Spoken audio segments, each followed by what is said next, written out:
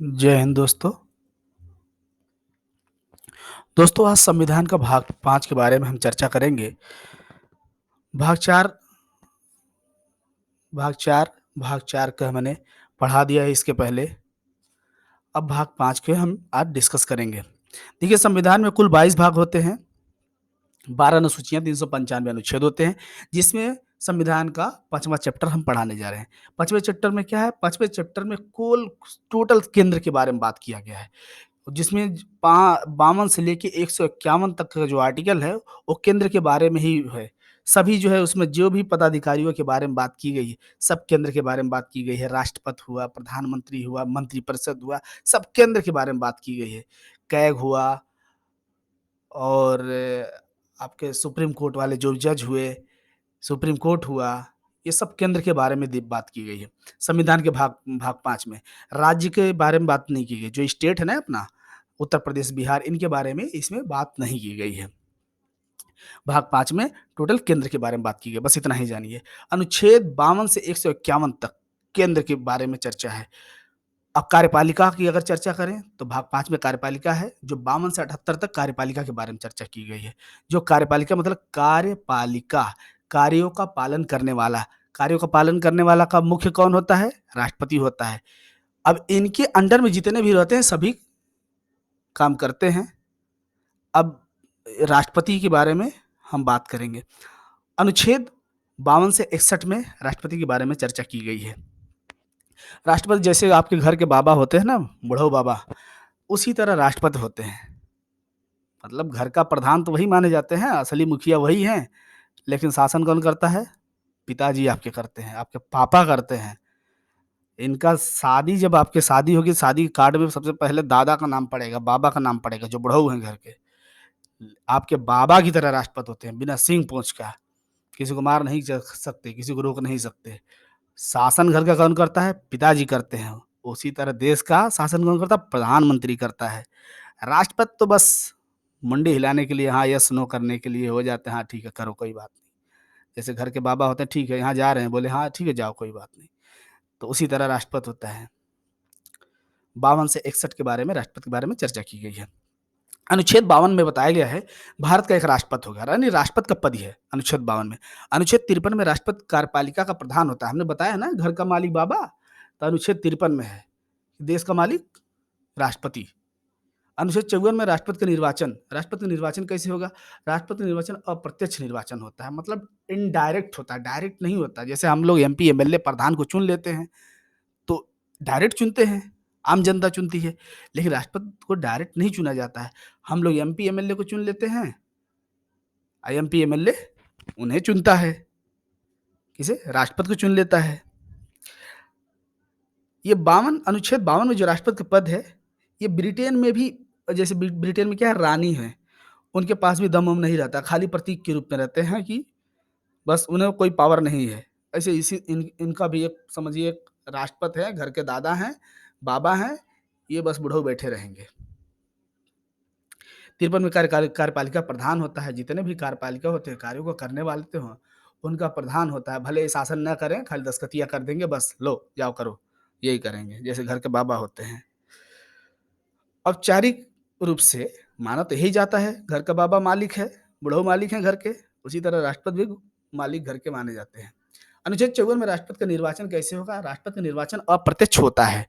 जैसे हम लोग एमपी एमएलए को चुनाव का होता है, एमपी एमएलए को चुन लेते हैं। एमपी एमएलए जो विधायक होते हैं, अभी जो विधायक हुए हैं उत्तर प्रदेश के, जो योगी सरकार में जीते हैं, या कोई भी सरकार के किसी भी स्टेट के जो विधायक बने हैं, ये लोग, और जो सांसदीय जो चुनाव होता है, ये एमपी एमएलए विधायक के लोग मिल करके राष्ट्रपति को चुनते हैं। लेकिन एक चीज़ आपको यहाँ पे बता दें कि 2 एंग्लो इंडियन लोकसभा में चुने जाते हैं, मनोनीत किए जाते हैं। 2 एंग्लो इंडियन राष्ट्रपति निर्वाचित करता है, ठीक है? लेकिन वो राष्ट्रपति को वोट नहीं देता है, वो भी तो संसद में बैठता है, लेकिन वोट नहीं देता है वो। अब 12 राज्यसभा में होते हैं।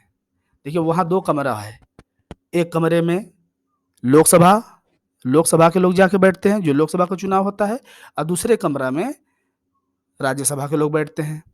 तो लोकसभा में 2 एंग्लो इंडियन मनोनीत किए जाते हैं, वो भी राष्ट्रपति को वोट नहीं देंगे। मतलब जो जनता चुन के भेजती है ना, वही लोग वोट देते हैं।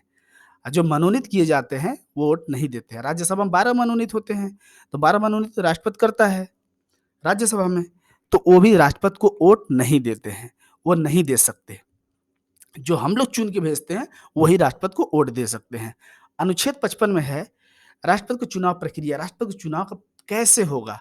राष्ट्रपति का चुनाव एकल संक्रमणी पद्धति के द्वारा होता है, सिंगल ट्रांसफरेबल सिस्टम के द्वारा होता है।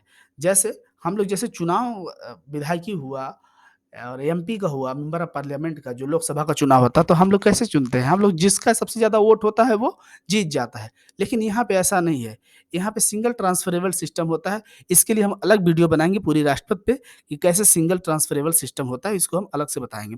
खैर इतना जानिए, एकल संक्रमणी पद्धति के द्वारा होता है। अनुच्छेद 56 में बताया गया है, राष्ट्रपति का कार्यकाल, कोई भी राष्ट्रपति 5 वर्ष के लिए चुना जाएगा। कोई भी राष्ट्रपति कितने वर्ष के लिए होता है? 5 वर्ष के लिए होता है। अनुच्छेद 56 में बताया गया है, 5 वर्ष से ज़्यादा नहीं। लेकिन अगर एक बात और है, अगर राष्ट्रपति मर गया तो तब क्या होगा? मान लीजिए किसी का राष्ट्रपति की मृत्यु हो जाए, तो 6 माह के अंदर चुनाव कराना है, ठीक है? और मान लीजिए पद से अपना इस्तीफा दे दे, खाली पद हो जाए, तो अगर खाली पद हो जाए तो क्या करेगा? जैसे विदेश में गया है, तो उस स्थिति में क्या करेगा राष्ट्रपति? उस उपराष्ट्रपति जो है राष्ट्रपति का काम करता है। जब मान लो नहीं है, गए हैं विदेश में, विदेश दौरे पे गए हैं, तो राष्ट्रपति को जो पद निभाएगा, उपराष्ट्रपति आके गद्दी पे बैठ जाएगा और अपना काम करेगा। राष्ट्रपति का, जैसे राष्ट्रपति की मृत्यु हो गई है, अपना कार्यकाल नहीं पूरा कर पाए, तो 6 महीने के अंदर राष्ट्रपति का चुनाव कराना है। ऐसे 2 लोग हैं जो अपना कार्यकाल 5 साल का पूरा नहीं कर पाए। एक फ़खरुद्दीन अली थे, एक ज़ाकिर हुसैन, जो भारत के 2 राष्ट्रपति ऐसे हुए हैं जो अपना कार्यकाल पूरा नहीं कर पाए हैं।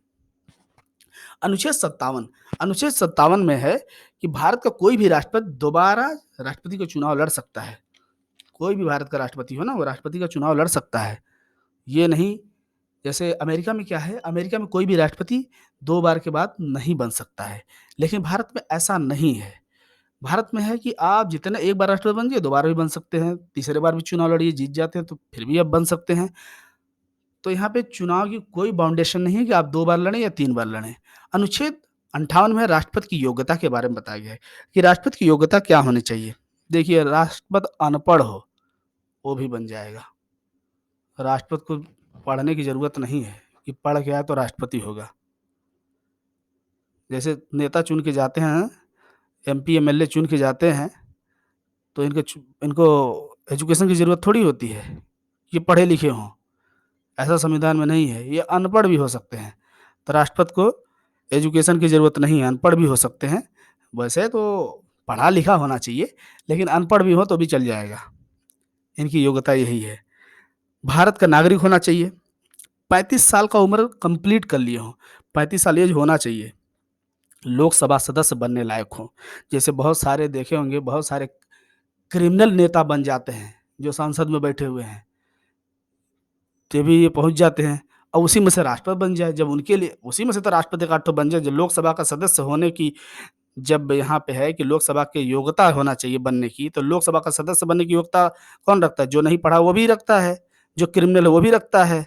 तो लोकसभा की योग्यता बनने की, उसके अंदर एलिजिबिलिटी होनी चाहिए, योग्यता होनी चाहिए। संसद में, अब देखिए, संसद में 100 सदस्य का समर्थन होना चाहिए। अब राष्ट्रपति बनने के लिए ऐसे ही नहीं अब बन जाएँगे कि अनपढ़ हैं फिर भी बना दिया जाएगा, नहीं, 100 सदस्यों का समर्थन भी होना चाहिए। कैसे होने? 20 ठो प्रस्तावक, अ, प सॉरी 50 प्रस्तावक, 50 लोग ही कहें, "ऐ फ ये घुरहु को बनाना है, रामनाथ कोविंद साहब को बनाना है, राष्ट्रपति बनाना है", 50 लोग कहें। अब 50 तो कह दें, "हाँ, सही कह रहे हो यार, अच्छा आदमी है, अब इन्हीं को बना दो राष्ट्रपति"। अब्दुल कलाम साहब, 50 लोग मिल के कहे कि अब्दुल कलाम साहब बहुत अच्छे इंसान हैं, इन्हीं को राष्ट्रपति बना दिया जाए। 50 लोगों के और पास गया वही प्रस्ताव, वो भी साइन कर दिए कि देखिए, हाँ, अब्दुल कलाम साहब हैं, ये तो बहुत अच्छे इंसान हैं, चलो इन्हीं को बना दो। है ना? 100 लोगों का समर्थन होना चाहिए, तब राष्ट्रपति की अब चुनाव प्रक्रिया तब शुरू होती है। तो चुनाव लड़ने का जो योग्यता है, यही है। चुनाव लड़ने का शर्त ये भी अब इसी में देखिए चुनाव लड़ने का अब शर्त भी है। अब तो योग्यता हो गई, योग्यता क्या होना चाहिए? चुनाव लड़ने का शर्त है पागल दिवालिया नहीं होना चाहिए, भारत का नागरिक होना चाहिए। अब ₹15,000 ₹15,000 सिक्योरिटी राशि जमा करें वो, सिक्योरिटी जमा करें 15,000 चुनाव आयोग के पास। ये ₹15,000 लो, हम चुनाव लड़ेंगे। जैसे सिक्योरिटी जो भी लोग नेता लोग चुनाव लड़ते हैं, सिक्योरिटी राशि होता है। जो नहीं लोग कहते हैं ज़मानत ज़ब्त हो गया, तो ज़मानत ज़ब्त का मतलब होता है कि पैसा ज़ब्त हो जाता है, पैसा मिलता नहीं है। तो वही कहा जाता है कि ज़मानत ज़ब्त हो गया। तो सिक्योरिटी राशि जो है 15,000 जमा करना पड़ता है। अगर टोटल का जैसे जो वोट है, जो भी वोट है, अगर टोटल का 1/6 अगर वोट नहीं मिला, तो ज़मानत ज़ब्त हो जाएगी राष्ट्रपति की।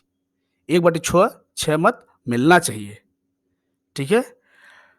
अनुच्छेद 60 में है राष्ट्रपति का शपथ। देखिए राष्ट्रपति का शपथ कौन दिलाता है? सीजेआई दिलाता है, चीफ जस्टिस ऑफ इंडिया, मुख्य न्यायाधीश, सुप्रीम कोर्ट का मुख्य न्यायाधीश दिलाता है। अगर मान लीजिए मुख्य न्यायाधीश नहीं है, तो कौन दिलाएगा? मान लो मुख्य न्यायाधीश गया शादी में, तो कौन दिलाएगा? अरे सुप्रीम कोर्ट का कोई भी जज रहेगा ना, मुख्य न्यायाधीश का पद का इस्तेमाल करते हुए अ, शपथ दिला देगा। मतलब वहाँ का न्यायाधीश होना चाहिए। वैसे तो परंपरा यही है संविधान में भी यही है कि सुप्रीम कोर्ट का मुख्य न्यायाधीश ही राष्ट्रपति को शपथ दिलाए। अनुच्छेद 61 में अब राष्ट्रपति बढ़िया काम नहीं कर रहे हैं। अब राष्ट्रपति अब काम सही कर नहीं रहे हैं। लग रहा है यार ये तो दिवालियापन आ गया इसके अंदर, दिमाग नहीं चल रहा है इसका, अब हटाओ इसको, हमारा काम नहीं सुन रहा है। हम कह रहे हैं कुछ और, सुन रहा है कुछ और। तब इनको हटा देना है, उठा के फेंक देना है, अब तुम्हें नहीं रहना है, हम दूसरे को राष्ट्रपति बनाएँगे। तो अनुच्छेद 61 में है। इसी को कहा जाता है इंग्लिश में इम्पीचमेंट। प्रेसिडेंट का इम्पीचमेंट मतलब पीछ से हटा देना, पीछ पे रहने ही नहीं देना, अनुच्छेद 61 में है। तो राष्ट्रपति पर महाभियोग किसी भी इसी को कहा जाता है महाभियोग इम्पीचमेंट। तो राष्ट्रपति पर महाभियोग किसी भी सदन में लाया जा सकता है, चाहे लोकसभा हो, चाहे राज्यसभा हो। अब राज्यसभा ये मत समझ लीजिए उत्तर प्रदेश में नहीं, वो संसद में 2 कमरा है, एक लोकसभा का कमरा है, एक राज्यसभा का कमरा है। दोनों सदनों में से कहीं भी प्रस्ताव लाया जा सकता है, कोई भी सदन, लोकसभा ही भी ला सकती है, राज्यसभा भी ला सकती है। राष्ट्रपति पर महाभियोग लाने के लिए 2/3 सदस्यों की सहमति ज़रूरी है। 2/3 सदस्य मिलके कहेंगे अबे इनको हटाना है।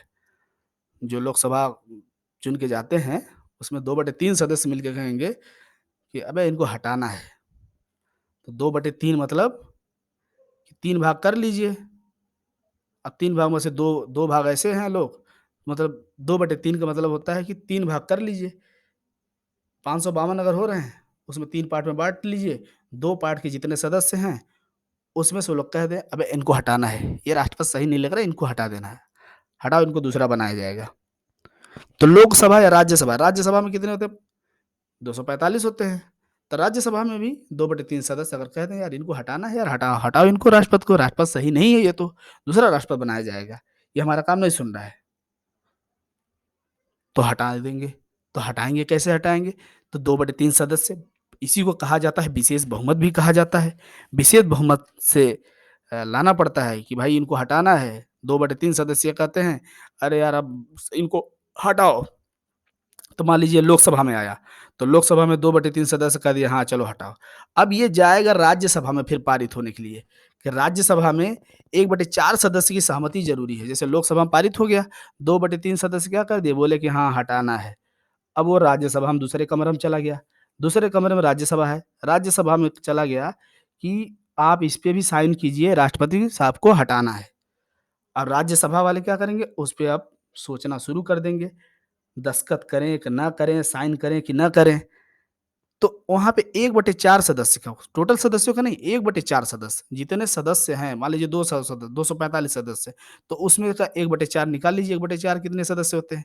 तो 1/4 सदस्य वहाँ ज़रूरी है कि 1/4 सदस्य अगर सहमति दे दें, साइन कर दें, हाँ, हटा दो उसको, ये सही नहीं है, बढ़िया नहीं है, अच्छा इंसान नहीं लग रहा, दूसरे को बैठाया जाएगा। लेकिन वो साइन करने से पहले अपना मतलब जो उन लोगों ने पास करके, लोकसभा वालों ने पास करके भेजा है, राज्यसभा में वो लोग साइन करने से पहले 14 दिन पहले राष्ट्रपति को बता देंगे।